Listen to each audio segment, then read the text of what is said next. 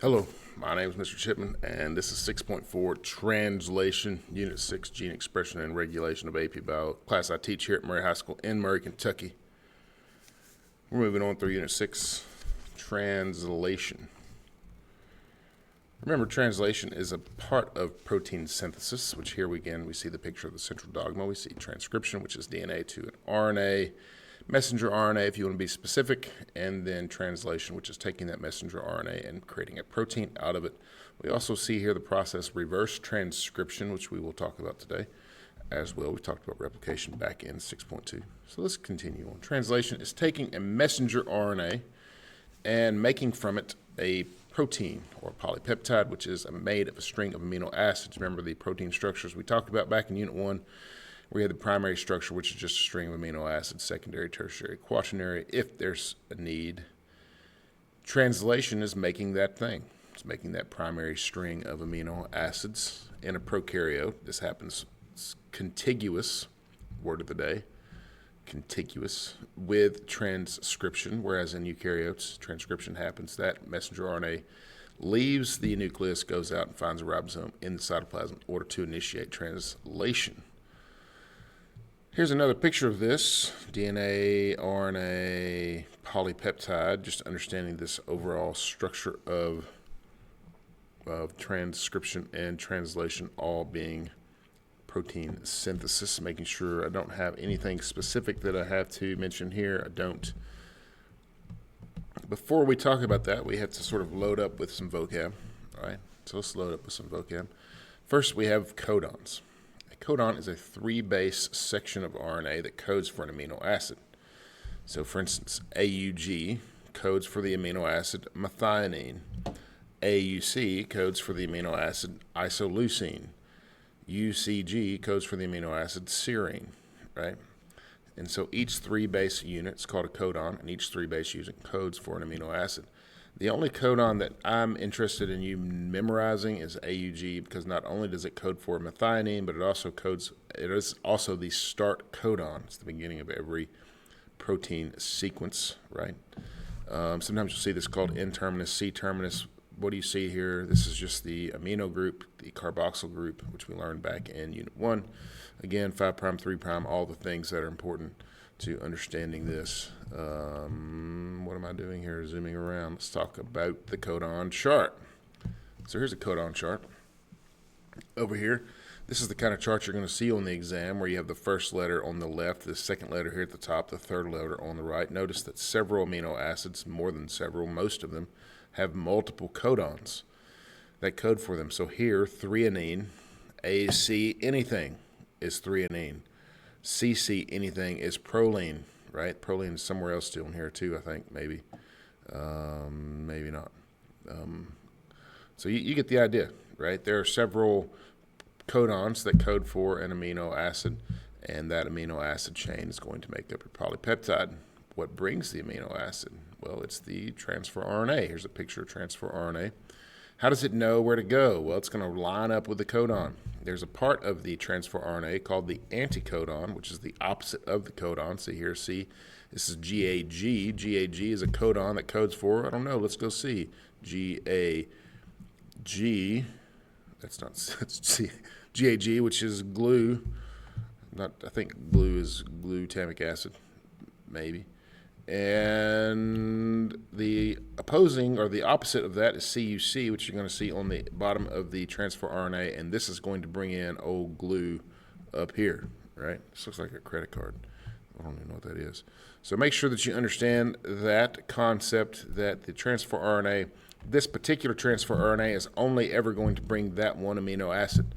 So transfer RNAs are not generic, right? They are specific to a specific codon, and they always bring the same amino acid. Let's look at the steps of translation. They are the exact same as the steps of transcription, obviously taking place in a different spot. So the same words, not the same steps. Those words are initiation, elongation, termination. Initiation begins when the messenger RNA lines up with the ribosome, right there at the start codon, at the center of the ribosome.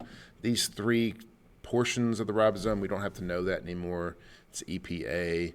You don't have to know any of that for this class anymore, thankfully.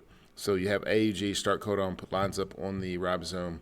The large subunit of the ribosome is going to set down on top of the small subunit like a little factory. Elongation is where that chain of amino acids continues to get longer. A new transfer RNA brings in a new amino acid. It moves down. New transfer RNA brings in a new amino acid, and it just keeps moving, setting down new amino acids, and it gets longer and longer and longer and longer. Hence the word elongation. Then there's a stop codon. We didn't talk about stop codons. Let's go up here and talk about stop codons real quick. Notice that there are 3 stop codons, UAA, UAG, and UGA. They're all stop codons. Stop is not the name of amino acid. It is a verb. It tells us to do something. So when we get to the stop codon, termination begins. There's this little release factor thing that comes down and says, it's time for you to go, and the amino acid says, okay then, and it goes.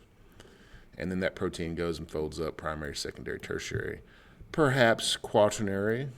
The mood strikes them right.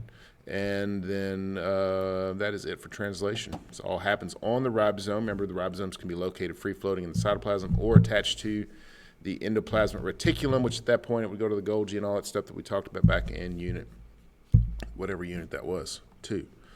A couple things to talk about. The universality of the code. What this means is that all living things follow the same basic code. That doesn't mean that a protein in a bacteria is the same as a protein in a human, but this is saying that those proteins are made up of the same amino acids, and those amino acids are coded for by these same 3 base codons, right? So the universality of the code shows the commonality of all living things, common ancestry. Very important concept in this class. Retroviruses. Let's talk about retroviruses. Think of the word retro. It means backwards. A retrovirus is a virus that is an RNA virus. It binds with the host cell, injects its RNA, and it also injects a little enzyme. That little enzyme is called reverse transcriptase, which tells you exactly what it does. It does reverse transcription. If transcription is going from DNA to RNA, then reverse transcription is going from RNA to DNA. And so essentially what happens here is this reverse transcription reads the RNA, creates a small section of DNA. That DNA is then integrated into the host. The host cell makes those proteins with its own machinery, RNA polymerases and ribosomes and all the business, makes proteins. Those proteins just happen to be the parts for new viruses. Those viruses are going to multiply. They're going to leave the cell, and they're going to go do the thing all over again. So retroviruses, very important part of immunology, very important part of disease, understanding germ theory of disease, because they're RNA viruses. RNA is more likely to mutate, which causes these viruses to change really rapidly, as opposed to DNA-based viruses, which is less likely to change. These are things like the cold virus and COVID and some different viruses are examples of retroviruses, which is what I just talked about here. Microtubules. Let's see if I'm missing anything here. Ricin is an example of an enzyme that actually inhibits ribosomes and inhibits translation function. This is one that, I don't know, I think I came across on the exam one time, that it's basically a ribosome that's going to inhibits ribosomes from working, halting translation, causing cell death. So ribosomes are really important, and if you disrupt them somehow, you're not making proteins. If you're not making proteins, that cell is not functioning. Here's a practice problem. Researcher mutates a gene so the start codon is in the mRNA is replaced with AUA. What is the most likely effect of this change? Remember AUG is where the ribosome lines up with it at initiation. If it's not there, it's not going to happen. Or it might line up at a different AUG somewhere further down the line. Let's go find that in ABCD. Ribosome will read AUA as methionine. No, it won't. Ribosome will fail to initiate translation. The protein will not be synthesized. I like that one. Let's see if we have something else. mRNA will still be transcribed. We're not talking about transcription here. We're talking about translation. Altered codon will be recognized as a stop codon. It won't. B is the correct answer. And the reason why D it won't is because AUA is not one of our stop codons, right? And so B is the correct answer. Transcription, translation, very important to overall understanding of protein synthesis, biological function in general. Hope this was helpful. If you have questions, leave me a comment down below. Thanks for watching.